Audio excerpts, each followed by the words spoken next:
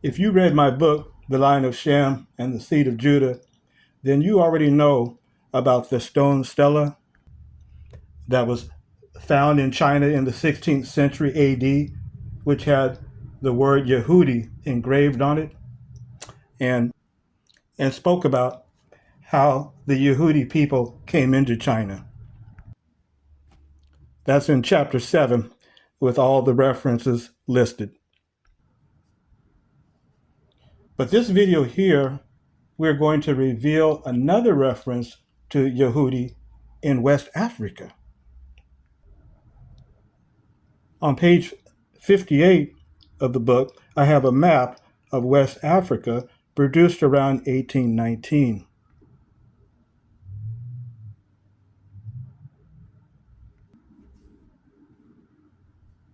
Now notice on this map here, it has the Hebrew Bambara people, which we did a video about them, and many of them were documented as having been taken to America as slaves, mostly in the Louisiana area.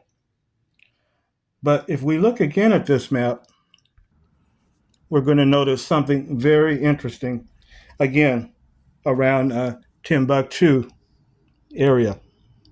We're going to find something very interesting I want to share with you. It's going to have the village of Yehudi on this map. Let me zoom in a little bit more for you. Let me show you another copy of the map I have, but this is on page 58 in the book. Okay, so there's Timbuktu, and if we go up the river here, notice what we find.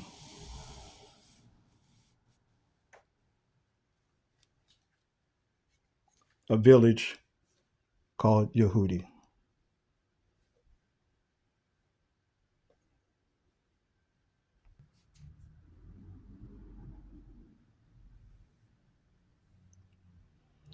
Interesting, huh, friends?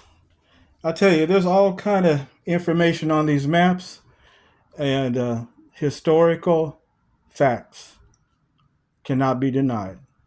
And so it's just another historical fact that we can put in our pouch of historical information showing that these things were documented and they actually did happen. These were actual places of people. And why would they call their village Yehudi?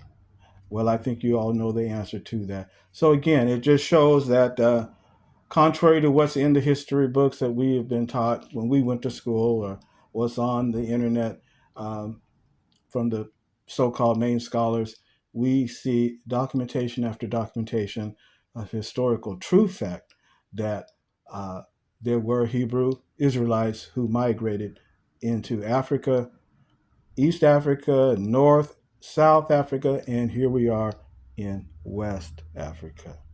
All right.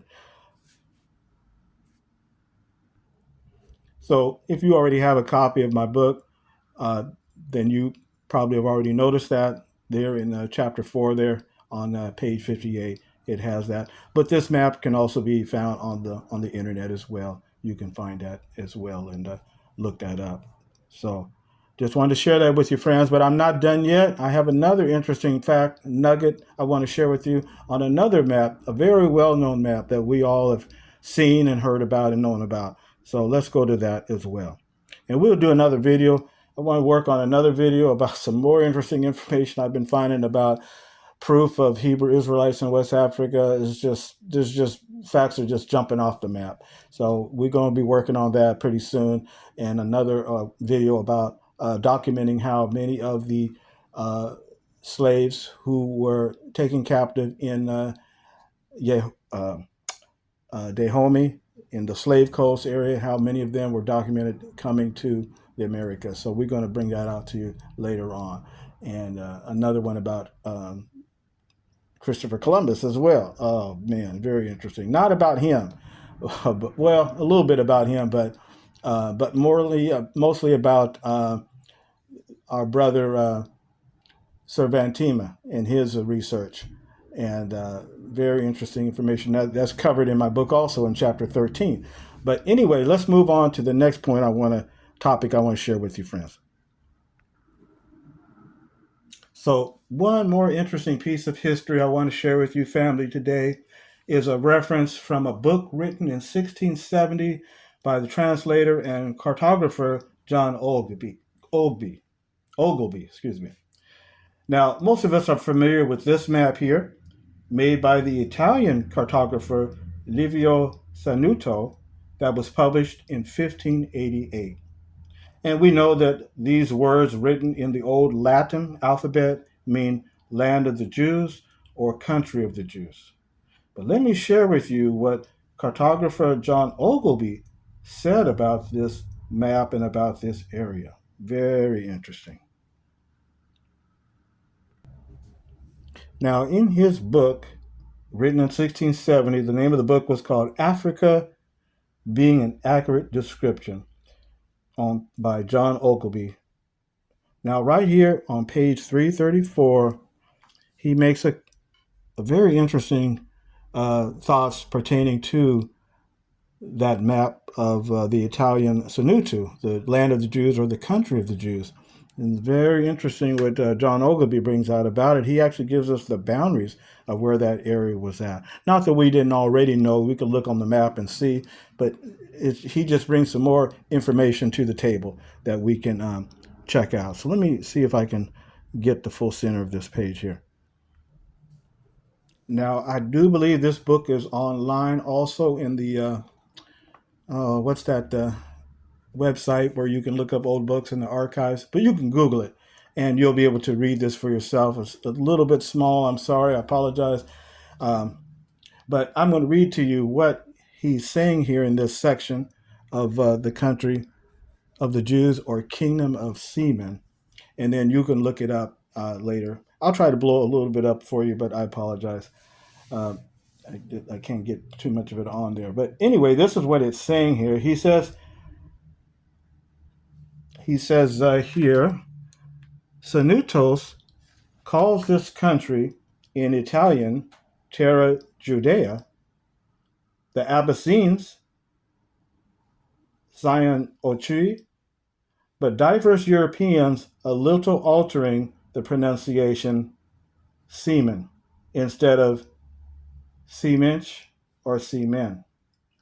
It lieth enclosed with mountains and deserts on the east, extending themselves to the Nile, on the south to Congo, and the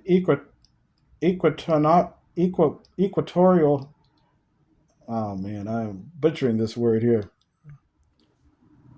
equinoctial line, in the west to the kingdom of Benin, and on the north over against Davina and Midra, a country but little known and less conversed with, and under the dominion of the Abessines. So that is what he's saying there. If I can bring it up a little bit more, you can get a little piece of that here.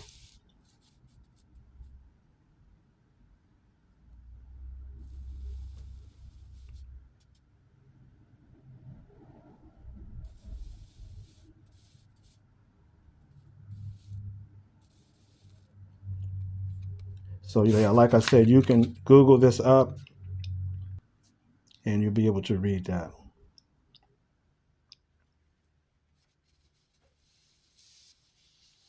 So I thought that was very interesting that he actually gives the coordinates of where this country of the Jews or land of the Jews is. So basically, he was saying that the land of the Jews or the country of the Jews, it can go from the east to the Nile, to the west to the kingdom of Benin, and in the north to the border of the Abyssinia, which we know is Ethiopia, and then to the south to the Congo. Isn't that interesting? From the Nile to the kingdom of Benin in West Africa, and then from Abyssinia to the Congo. This was the land of the Jews. So I thought that he brought a little bit more to the table there as far as giving us a little bit more coordinates of where the extent of that land, of that region area there. So, in fact, let me share with you a map that's also gives us a little bit a better understanding of this area. So we see on this map here, and this map, by the way, is in another of my books, 1619 Africans. If you have a copy of that, you probably remember seeing this map. I don't know if it's available online or not, but you can look it up if you. I think you can.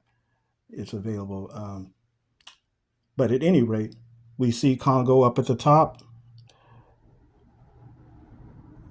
and then we also see Angola down at the bottom here, which was a Portuguese colony, because we know Portugal colonized this area during the 15th and 16th century. And so when we're talking about 1619, and we're the slave trade, Angola was actually a slave port.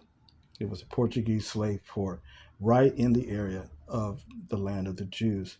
And so many of those ones who came to the colonies of the Americas in 1619, and then later in 1626 to New York, to Manhattan, New York, the Dutch, it was from this area here. So that just gives us a little better idea as far as the historical content, what was going on in this area. It was the slave trade going on very hard and strong to the Americas. And if there's anybody that wants to do a little bit more research about 1619 and that area from the Congo, that map I just showed you is in this book, and it talks about how that all came about, and as well as in my other book, in Three Brothers 1626, where it talks about how many of the Africans peoples were brought to New York in 1626. So 1619 in the Virginia, South Carolina area, 1626 to New York in Manhattan area there. So you can look those up. If you don't have a copy of these yet, please check them out. So, all this information today, friends, it just brought up a scripture to my mind I want to share with you. A scripture taken from the 11th chapter of Isaiah. And let me share that with you, family.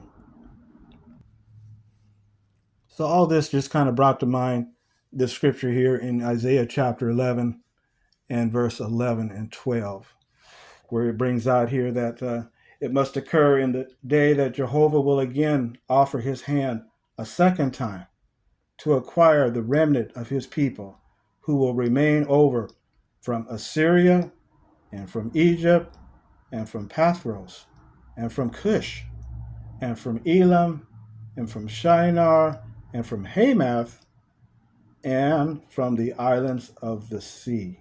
Notice there.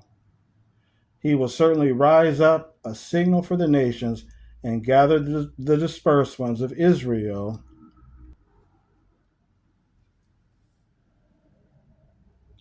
The scattered ones of Judah he will collect together from the four extremities of the earth.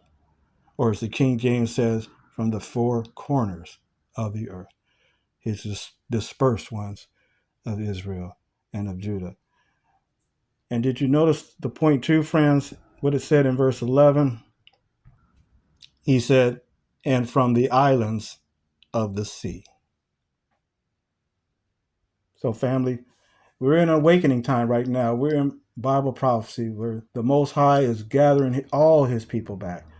From the four corners of the earth, they've been scattered, even to the islands of the sea. And the islands of the sea, what would that include? It would also include North America, all down and even into South America, as well as Central America as well. So, friends, all of the Most High's people have to be gathered together. because they've been dispersed throughout the four corners of the earth.